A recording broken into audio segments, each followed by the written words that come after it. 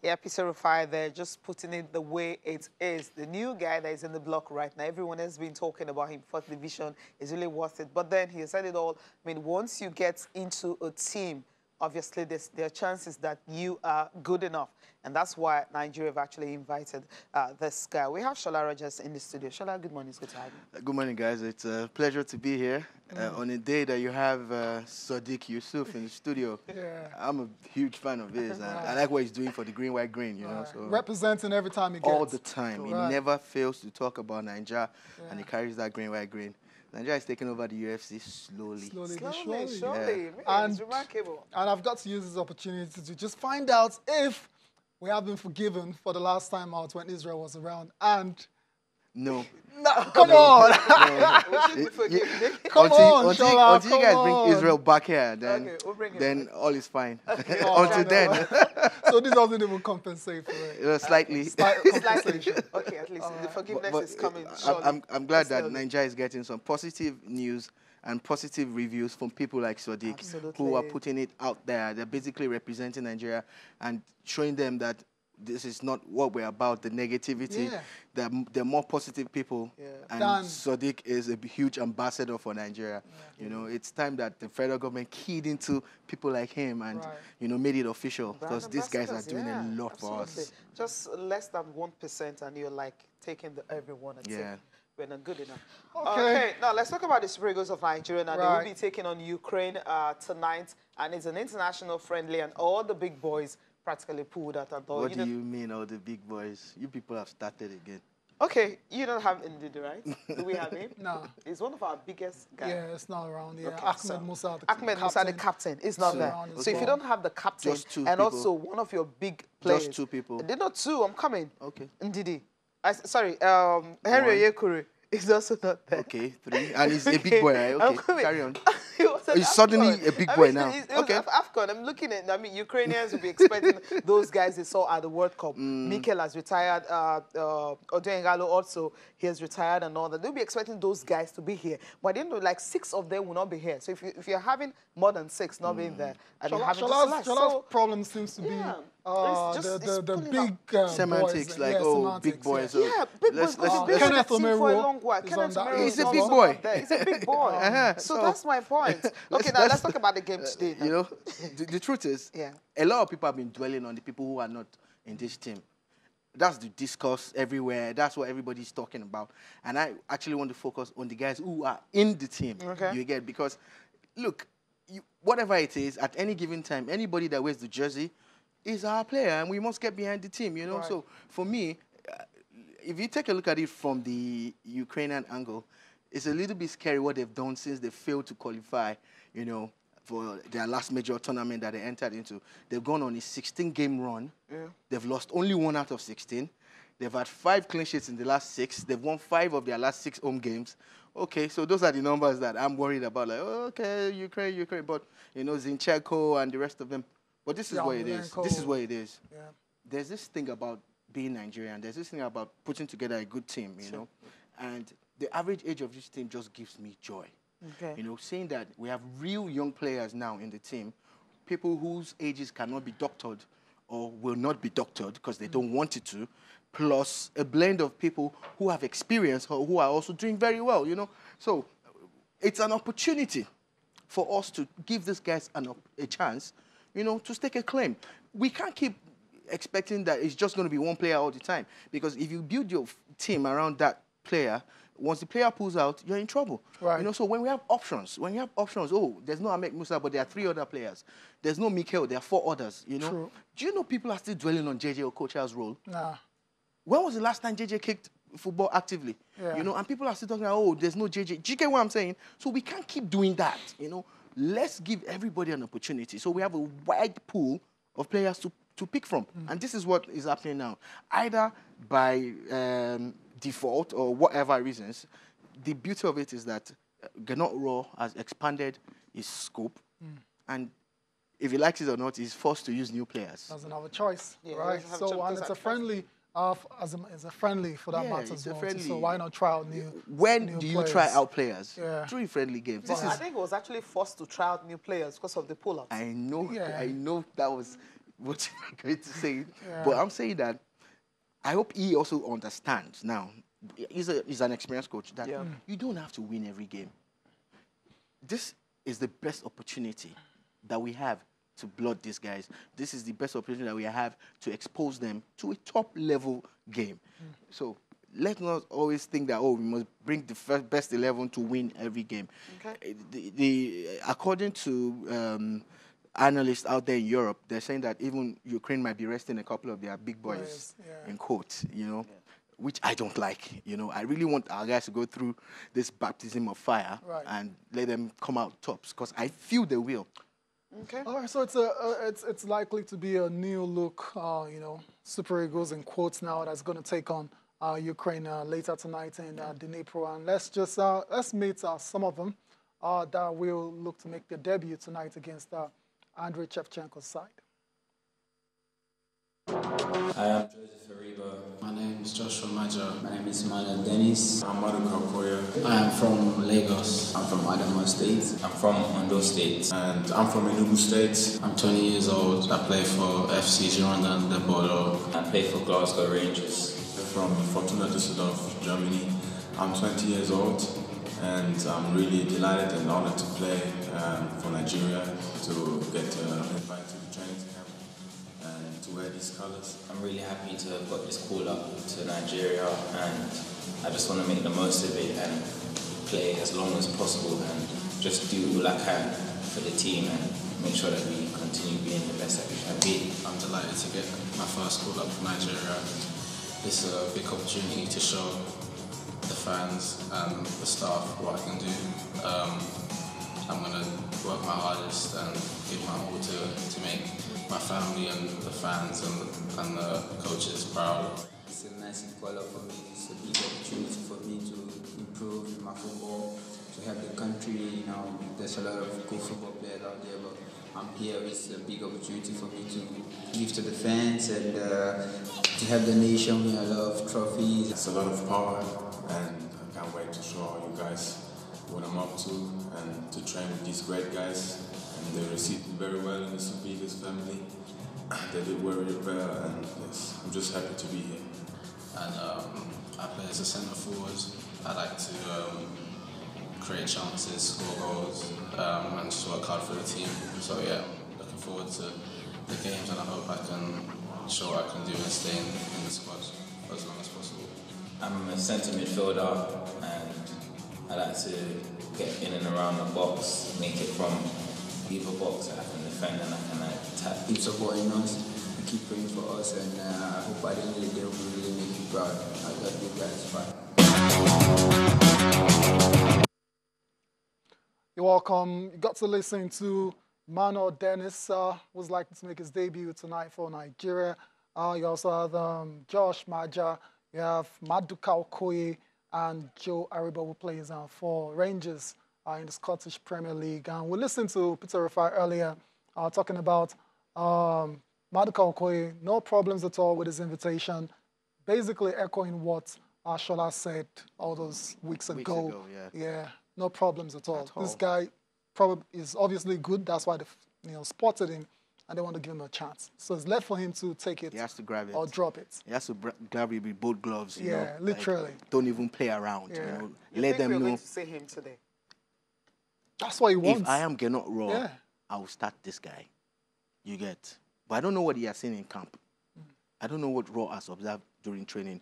The goalkeeper coach has a big say in this. But off the cuff, for me, I would look, this boy has been doing it very well in Germany. I will start him. It's a friendly game. You understand? This is how we will find out if he's actually one for the future or not. Even if it doesn't go the way we want, the fact that we have a really young goalkeeper, because goalkeepers have longevity. Goalkeepers actually start early, and you will know, you know. Mention any goalkeeper off the top of your head, you find out that Casillas, as early as 16, 16, 17, he was already big. You know, by 18, he was playing with the big boys. You know, already. You get, you know, David De Gea. Just mention all of them. You get. So if an Okoye at 19 gets a chance with Nigeria, it might even be the Nigerian platform that will push him to a better club, possibly to a bigger club. You know, so it's a two-way street. Is he Nigerian? Yes. Is he a goalkeeper? Yes. Does he play for a big club? Yes. Can we give him a chance? Yes. So it's now his own turn to turn his own no to yes by grabbing this chance, man. He wants to grab it. I really want him to succeed, you know. Okay. Now, let's leave the Super Eagles of Nigeria now and talk about the Olympic Eagles. They're right there in the December, preparing to face Sudan later today. But then it's going to be a break game, right? They have to get this one because they are defending champions right now. I mean, talking about the Under-23 African Nations Championship. They won it last year. This year is going to be in Egypt, and Nigeria need to pick a ticket. And the only way they can do that is to actually pass this the Sudanese, who they lost to 1-0 in the first leg on Thursday. It's not the most damaging. It's kind of speechless. First, right let's now. call line. Okay. Yeah. Thank you. For a few seconds there, flashes of Amunike's team were just running through my mind. I was at the Teslim Balogun Stadium. It was a rainy day. I remember. That day, I saw Emmanuel Amunike put everything out there on the pitch. I saw the boys play their hearts out. And I saw how we still lost. You know, it was really heartbreaking for all of us. You know, people could not even do their jobs. Everybody was in pain. We actually felt the pain because at the back of our minds, we were going to streamroll Sudan. It's Nigeria now. But from then, I started taking note of that country at the youth level, and I respect them a lot. So today, we will play them with that at the back of our mind. However, we did not see the first game. I did not. I only read reports. And based on the reports that I saw and the stats that we saw, it looked like Nigeria could have won that game. Not even, you know, so. Considered on the counter. We'll cut them some slack and say, you know, because they brought in some new players into the team, because they didn't have enough time to train and everything. But after that first game that they lost, they've had a couple of days together, you know, and if these guys really want to go to the next level, they really want to blow up, and they want to go to the Olympics and also get a bigger stage to sell themselves and do great things for their country and themselves, they must take this chance. We would, if we lost 1-0 at Sudan, it's okay, but we must not lose here, and we cannot play a draw. We must actually beat them, you know, and they have quality in this team. You know, if you look at the players, the Olympic Eagles is looking like a very good team, you know. So I pray that they get their tactics right. I pray that they play their own game. Don't let the Sudanese team dictate to you how to play here.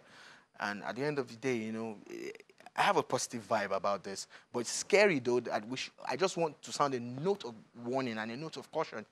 Don't get carried away. Don't think that these guys are here to count bridges in Asaba or wherever.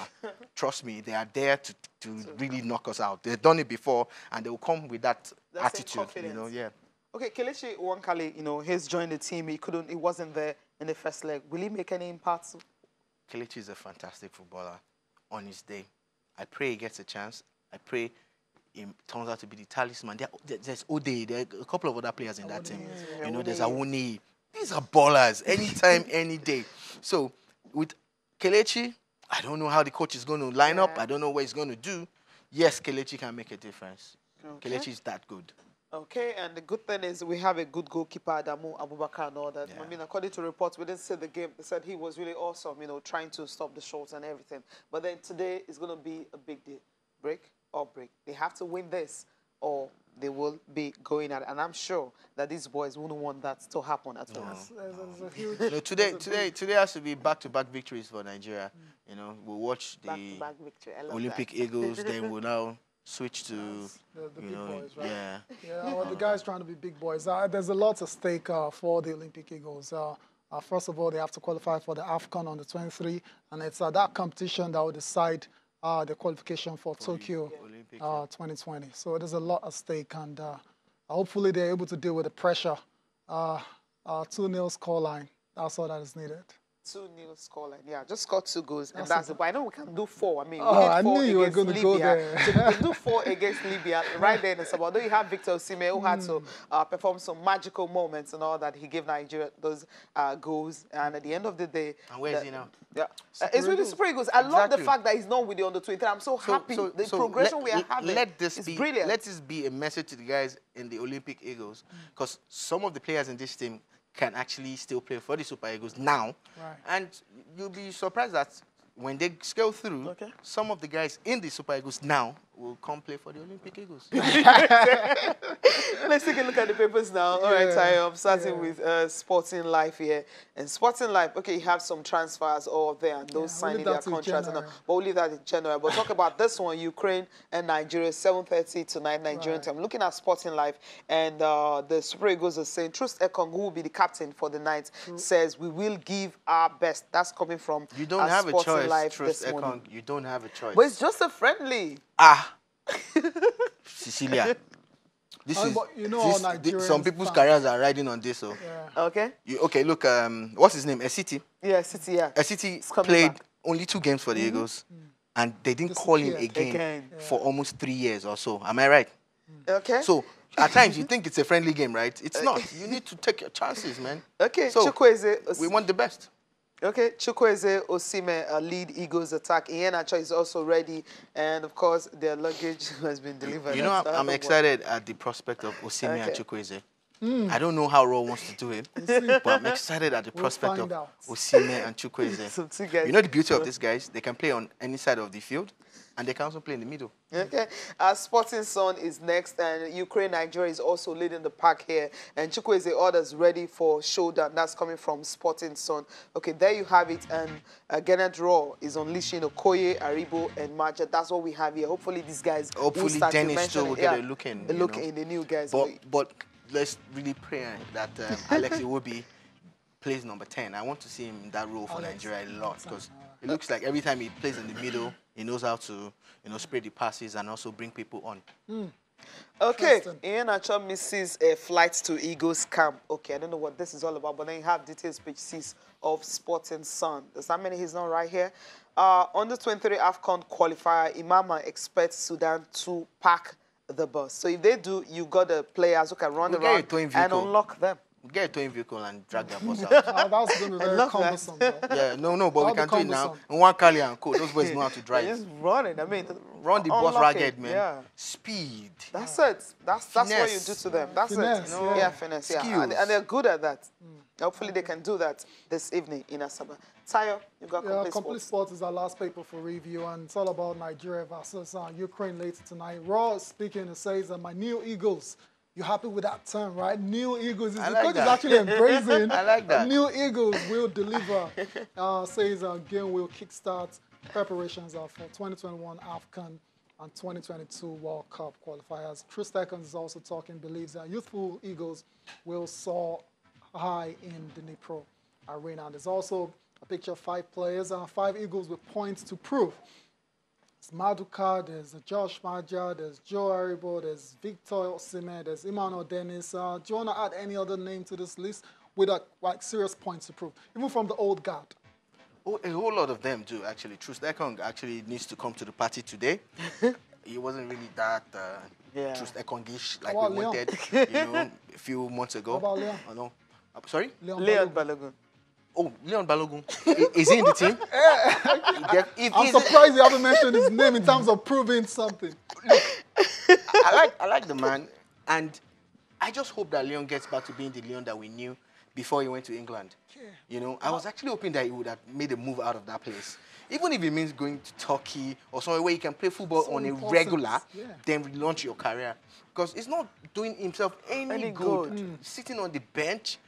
This was a guy. We just have 4 games. This was the wall. This is the only wall that I would subscribe to. The Oyibo wall. Yeah, not those other ones that those people were talking about. So okay, all right.